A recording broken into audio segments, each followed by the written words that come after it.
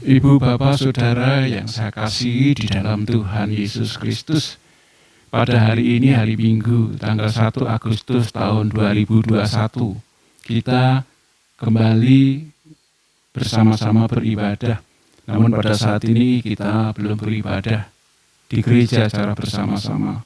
Oleh karena memang PPKM masih berlanjut sampai saat ini. Sehingga acara ibadah kita dijalankan dengan cara streaming ataupun dengan cara kita bisa melihat di HP rumah kita masing-masing. Oleh karena itu, Ibu, Bapak, Saudara, mari kita berdoa bersama-sama mohon bimbingan dan penyertaan Tuhan. Mari kita berdoa. Bapa di dalam surga yang kami sembah dan kami kenal di dalam nama Yesus Kristus Tuhan kami. Di pagi yang indah ini kami datang kepada Tuhan bersama seluruh jemaat Tuhan yang mengikuti streaming bersama kami. Mereka semua online bersama kami memberkati sehingga acara ibadah ini berkenan kepada Tuhan. Tuhan boleh memberkati kami para petugas pelayan-pelayan Tuhan, baik pelayan Tuhan yang melayani bersama-sama hamba-Mu pada saat ini sehingga acara boleh terlaksana dengan baik. Tuhan memberkati seluruh jemaat Tuhan yang bersama kami beribadah. Diberkati oleh Tuhan kami semua, ibadah kami berkenan kepada Tuhan, dan kami semua setelah ibadah ini sungguh diberkati. Berdoa dan memohon kepadamu ya Tuhan, di dalam nama Tuhan kami, Yesus Kristus. Haleluya. Amin.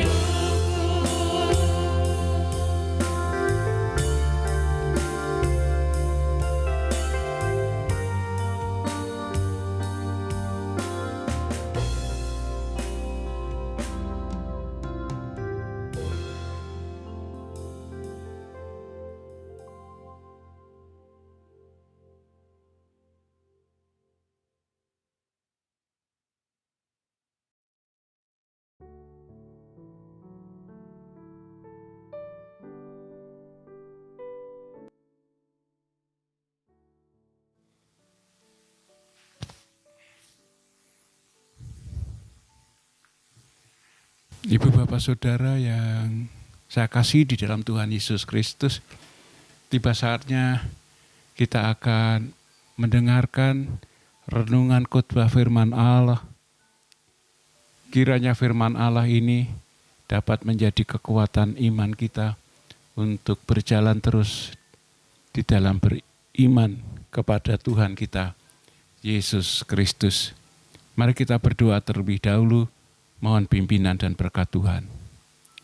Bapa di dalam surga, yang kami kenal di dalam nama Yesus Kristus, yang senantiasa menyertai dan memberkati kehidupan kami.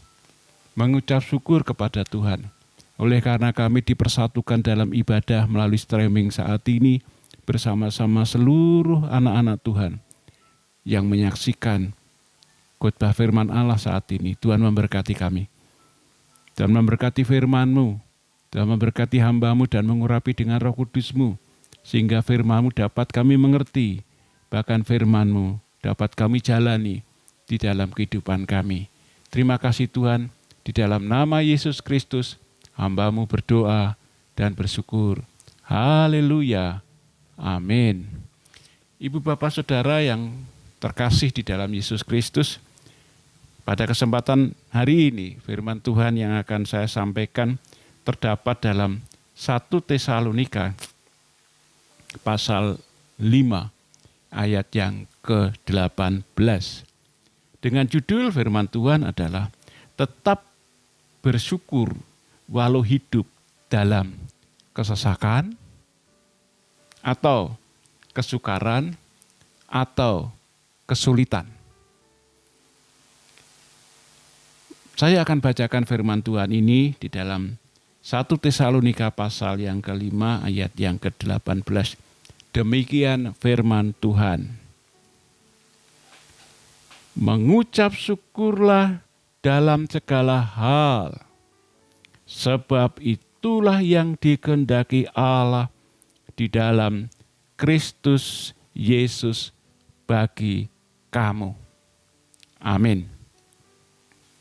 Firman Tuhan ini yang dituliskan oleh Rasul Paulus kepada jemaat di Tesalonika dan pada pagi hari ini disampaikan kepada kita semua.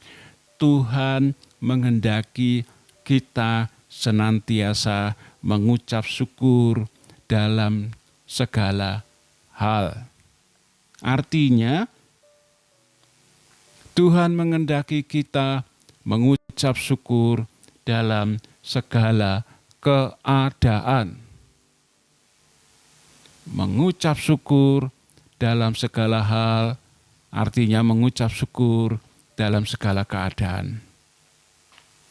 Ibu bapak saudara yang kita kasihi di dalam Yesus Kristus, mengucap syukur kepada Tuhan lebih mudah dilakukan pada saat keadaan kita bagaimana. Kadangkala keadaan baik atau tidak baik. Kadangkala keadaan berhasil atau gagal.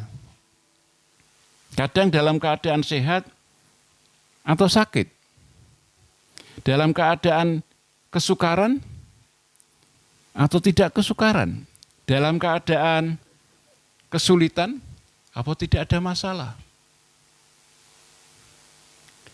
Menurut pengamatan saya dan mungkin terjadi juga bagi saya secara manusiawi, kebanyakan orang bisa bersyukur kepada Tuhan kalau keadaan hidupnya baik-baik saja, kalau hidupnya berhasil, kalau hidupnya sehat-sehat saja, kalau kehidupannya tidak menghadapi kesulitan, dan kalau kehidupannya tidak menghadapi kesukaran. Itu akan lebih mudah ibu bapak saudara. Akan lebih mudah berdoa pada Tuhan, kami mengucap syukur kepada Engkau Tuhan, atas segala kebaikan-Mu, atas segala berkat-Mu. Mengucap syukur kepada Tuhan. Demikian kita berdoa kepada Tuhan dan mengucap syukur kepada Tuhan. Tetapi pada saat pagi hari ini, Firman Tuhan menyatakan, hendaklah kita mengucap syukur itu dalam segala keadaan. Artinya, mengucap syukur kepada Tuhan bukan dalam keadaan baik-baik saja, tetapi mungkin kita mengucap syukur kepada Tuhan dalam keadaan tidak baik. Mengucap syukur kepada Tuhan bukan dalam keadaan yang sehat saja. Mungkin kita dalam keadaan sakit. Sehingga firman Tuhan menyatakan kepada kita, sebaliknya apakah kita bisa mengucap syukur dalam keadaan yang sulit itu tadi? Apakah kita bisa mengucap syukur dalam keadaan kesukaran dan kesulitan, Ibu Bapak Saudara? Nah, itu yang menjadi pertanyaan bagi kita.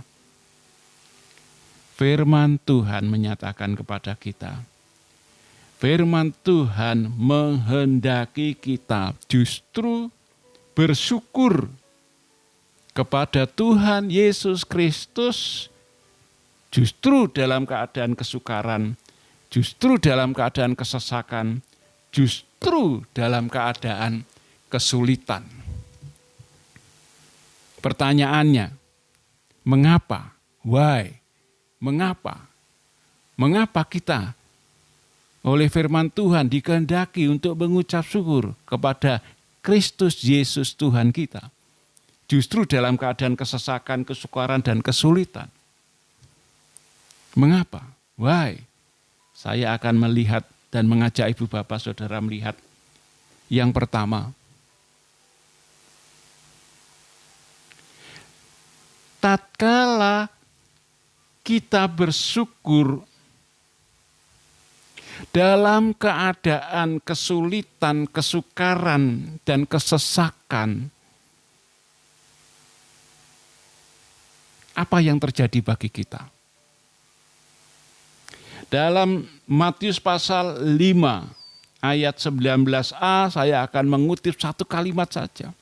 Kitab Injil Matius pasal 15 ayat 19a, saya akan mengutip satu kalimat saja di sana. Karena dari hati timbullah segala pikiran. Titik. Karena dalam hati timbullah segala pikiran. Sehingga Ibu Bapak yang dikasihi Tuhan, tatkala kita menghadapi kesusahan, kesukaran, dan kesulitan, kita bersyukur pada Tuhan. Ya Tuhan, kami bersyukur karena kami boleh Kau izinkan menghadapi kesulitan dalam hidup ini. Kami bersyukur kepada Tuhan Yesus Kristus, kami mengalami kesukaran dalam hidup ini oleh karena Engkau izinkan kami mengalami ini. Kami bersyukur pada Tuhan oleh karena Engkau izinkan kami mengalami sakit. Mengapa demikian, Ibu Bapak Saudara? Oleh karena tatkala kita dapat mengucap syukur justru dalam keadaan demikian itu, maka membuat hati kita menjadi tenang dan pikiran kita menjadi jernih. Ibu Bapak Saudara dikasihi Tuhan, memang kita kadang-kala mengalami kesulitan untuk bisa mengucap syukur oleh karena kita sedang mengalami kesukaran, kesesakan dalam hidup ini, atau mengalami sakit penyakit dalam hidup ini. Saya mempunyai satu pengalaman yang luar biasa pada periode 3 tahun yang lalu, Ibu Saudara. Saya mengalami sakit saraf terjepit tulang belakang dan saya mengalami kelumpuhan. Saya harus terbaring di rumah sakit dan harus foto MRI. Dan akhirnya ditemukan bahwa ada saraf terjepit di tulang belakang. Apa yang terjadi tatkala saya mondok selama 5 hari di rumah sakit? Saya tidak bisa mengucap syukur kepada Tuhan. Ibu Bapak Saudara dikasihi, saya mengalami kesulitan untuk bersyukur kepada Tuhan. Akibat orang yang tidak bisa bersyukur kepada Tuhan dalam keadaan demikian itu, maka timbullah emosi, timbullah kemarahan, timbullah kekecewaan. Bahkan pada saat itu kita berpikir dan menyalahkan orang lain, menyalahkan diri sendiri, menyalahkan keluarga, menyalahkan sahabat, atau bahkan kala kita bisa menyalahkan Tuhan dan mengapa saya seperti ini. Oleh karena tidak bisa mengucap syukur menghadapi keadaan sedemikian itu, dan saya merasakannya di rumah sakit dan terbaring. Saya bertanya pada Tuhan, mengapa saya sakit seperti ini? Sedangkan saya berkata pada Tuhan, saya melayani Tuhan, saya mengabdi pada Tuhan, saya melayani umat Tuhan, dan mengapa? Ibu, bapak, saudara, di sebelah kamar saya ada seorang wanita yang sudah sepuh, yang sudah pensiunan guru.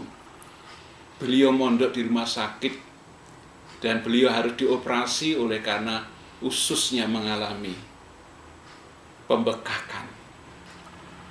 Dan ususnya harus dipotong, dia sakit dan harus mondok di sebelah kamar saya. Bagaimana ceritanya? Ia seorang guru wanita yang sudah berumur, dia sudah pensiunan guru, dan dia harus operasi dengan usus yang dipotong. Tetapi dia tidak mengeluh. Dia damai saja. Lalu bertanya saya, mengapa sampai ususnya sakit? Beliau bercerita bahwa beliau adalah orang Kristen yang taat. Beliau berpuasa dan sering berpuasa untuk perkembangan Injil Kristus Yesus, untuk pelayanan, untuk berkat-berkat dari Tuhan kepada umat di gereja. Beliau adalah seorang majelis dan seorang guru SD. Pada saat beliau senang berpuasa, pada saat beliau senang bergumul dan berdoa untuk pelayanan dan gerejanya, maka usus beliau sakit dan harus dipotong dan dioperasi. Bapak Saudara dikasih Tuhan, dengan saya melihat, mendengar cerita seorang ibu guru yang sudah pensiun sepuh dan sakit harus dipotong ususnya akibat pelayanan, akibat berpuasa dan sering berpuasa, saya ditegur oleh Tuhan. Saya ditegur oleh Tuhan. Mengapa saya mengeluh? Mengapa saya marah? Mengapa saya kecewa? Mengapa saya menyalahkan orang lain, menyalahkan keluarga, menyalahkan teman, bahkan mungkin menyalahkan Tuhan? Bapak yang dikasih Tuhan. Dan pada saat itu saya bersyukur kepada Tuhan dan berdoa bahwa Tuhan mengizinkan saya mengalami kelumpuhan selama 3 bulan. Saya harus pakai kursi roda. Dan saya tetap melayani Tuhan, melakukan pekerjaan-pekerjaan seperti biasa, dan saya harus pakai kursi roda. Saya mengucap syukur kepada Tuhan. Pengalaman-pengalaman dalam hidup saya menjadikan saya bisa mengucap syukur dalam keadaan apapun. 2-3 bulan yang lalu saya baru saja dioperasi oleh karena ada batu ginjal di dalam ginjal saya. Tetapi dengan mengucap syukur kepada Tuhan, maka saya mengalami satu yang sangat luar biasa. Apa itu saudara yang dikasih Tuhan? Hati menjadi tenang, pikiran menjadi jernih. Bagian yang kedua, tatkala bisa mengucap syukur kepada Tuhan dalam keadaan kesukaran, dalam keadaan kesulitan, dalam keadaan kesesakan, maka hati kita tenang dan pikiran kita menjadi jernih. Kita dapat melihat permasalahan, persoalannya menjadi jelas. Kita dapat introspeksi diri. Kita dapat melihat kesulitan-kesulitan yang terjadi dan masalah-masalah yang terjadi. Dan kita dapat mengambil satu kesimpulan dengan baik. Dengan pikiran yang jernih dan hati tenang, kita bisa berjalan bersama Tuhan. Dan kita mendapatkan solusi-solusi. Dan kita dapat mengevaluasi diri. Dan kita berjalan bersama Tuhan. Kita dapat melangkah dan mengambil satu keputusan dalam hidup kita. Apa dan keputusan apa yang harus saya ambil sehingga saya boleh selalu melangkah bersama dengan Tuhan. Bapak Saudara dikasih Tuhan, jika pikiran kita jernih dan hati kita tenang, tatkala kita mengambil satu kesimpulan, tatkala kita berpikir dan mengambil satu keputusan, menghasilkan hal yang terbaik, daripada kita dengan penuh emosi, kemarahan, menyalahkan, tidak senang, dan berbagai hal yang ada dalam hati dan pikiran kita. Maka keputusan yang kita ambil terkadang menjadi salah. Langkah yang kita ambil menjadi salah. Oleh karena kita dengan penuh emosi mengambil sikap dan memutuskan langkah. Karena kita dengan penuh kemarahan mengambil sikap dan memutuskan langkah hidup kita. Dan akhirnya Ibu Bapak Saudara yang dikasihi Tuhan, kita salah lagi melangkah. Kita salah lagi mengambil kesimpulan. Kita salah lagi berjalan. Dan akibatnya masalah lain timbul kembali. Kesukaran lain timbul kembali. Dan kita tidak menemukan solusi yang terbaik. Sehingga bagian yang kedua Ibu Bapak Saudara, perlu ketenangan hati bagian yang pertama. Perlu jernih pemikiran bagian yang pertama. Bagian yang kedua kita dapat merenungkan itu. Dan kita dapat mengambil kesimpulan dan kita mengambil sikap dan kita dapat melangkah, mengambil keputusan, berjalan bukan dengan emosi, bukan dengan kemarahan, tetapi dengan hati yang jernih dan pikiran yang jernih, hati yang jernih dan pikiran yang tenang. Bu Bapak yang dikasihi Tuhan, mengucap syukur kepada Tuhan dalam keadaan kita kesesakan. Mengucap syukur kepada Tuhan dalam keadaan kesulitan. Itu dikehendaki Tuhan. Seperti itu tulis dalam kitab Mazmur pasal 118 ayat yang ke-29. Saya akan bacakan firman Tuhan. Dalam kitab Mazmur pasal 118 ayat yang ke-29. Demikian firman Allah. Bersyukurlah kepada Tuhan sebab Ia baik. Bahwasannya untuk selama-lamanya kasih setianya. Bersyukurlah pada Tuhan dalam keadaan kesulitan, kesesakan, dan kesukaran. Bersyukur kepada Tuhan, ya Tuhan, Tuhan kami, ya Allah, Allah kami, dan Yesus Kristus Tuhan kami. Kami mengucap syukur kepada Engkau dalam keadaan saat ini kami menghadapi kesulitan dan kesukaran. Oleh karena Engkau sungguh mengizinkan itu terjadi, Engkau mempunyai maksud yang baik bagi kami. Dengan berdoa demikian, dengan mengucapkan syukur demikian, dengan kita memuji-muji nama Tuhan dengan pujian dan nyanyian, dengan memuliakan nama Tuhan bahwa Tuhan itu kasih setianya baik untuk selama-lamanya, Ibu Saudara. Maka apa yang terjadi? Kita bagian yang ketiga dapat merasakan bahwa Tuhan ada bersama kita. Melalui kuasa Roh Kudus-Nya berkarya melalui hati kita. Dan hati kita yang tenang, pikiran kita yang jernih dapat mendengarkan suara kuasa Roh Kudus melalui firman Allah, yaitu Alkitab. Kadang dalam keadaan situasi seperti Tuhan ingin berbicara kepada kita melalui firman-Nya.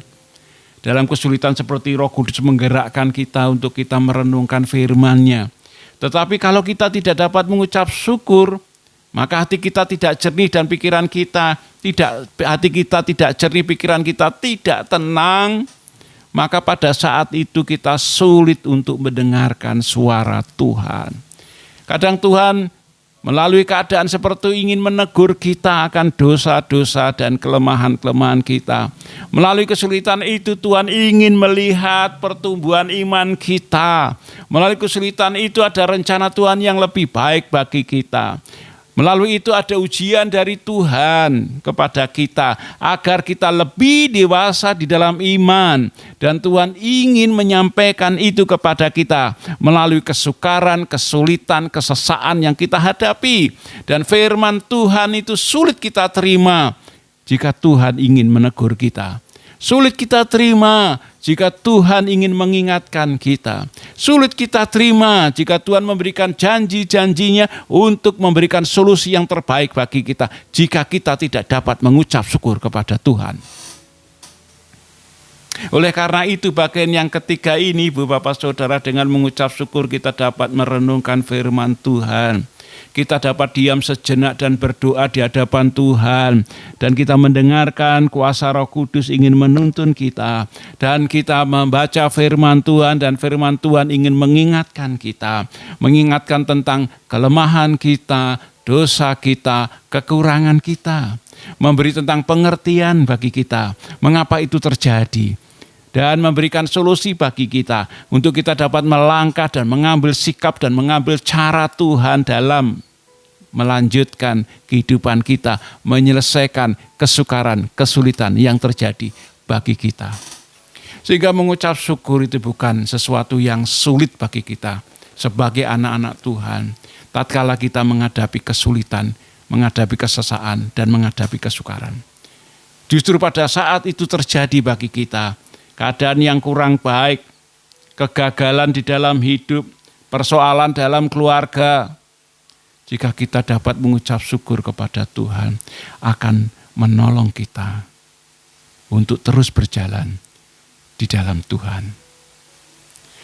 Semua orang mengalami keadaan yang sama. Kadang baik, kadang tidak baik. Kadang rezeki banyak, kadang tidak ada rezeki. Kadang-kadang persoalan, kadang tidak ada persoalan. Tapi sebagian besar orang selalu bisa bersyukur kalau keadaan baik-baik saja. Sebagian orang selalu bisa memuliakan Tuhan dengan bersyukur kalau keadaan sehat-sehat saja. Tetapi sebaliknya, Tuhan menyampaikan kepada kita, bersyukurlah dalam segala hal. Dan itu yang dikehendaki Kristus Yesus bagi kamu. Firman Tuhan kiranya menjadikan berkat bagi Bapak Ibu Saudara sekalian. Mari kita belajar mengucap syukur dalam pujian dan doa kepada Tuhan dalam segala keadaan. Agar kita dapat merasakan kasih Tuhan dalam keadaan kesulitan, kesukaran, dan kesesakan. Dengan kita dapat mengucap syukur dan selalu mengucap syukur, hati kita menjadi tenang, pikiran kita menjadi jernih.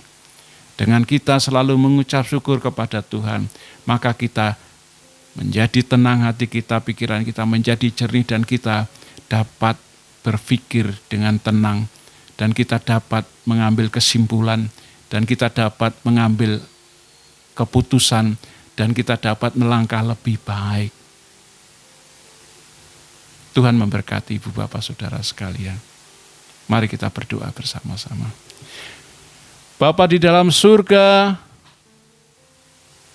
kami mengucap syukur kepada Engkau, oleh karena kami sejenak boleh merenungkan firman Tuhan yang menguatkan iman kami agar kami senantiasa bersyukur kepada Tuhan dalam segala hal, dalam segala keadaan, apapun yang terjadi bagi kami, bahwa Tuhan mengizinkan itu terjadi.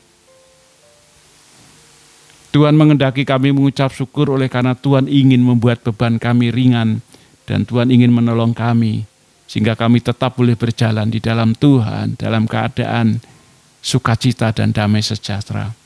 Berkatilah kami yang merenungkan firman-Mu dan firman-Mu tidak akan kembali dengan sia-sia.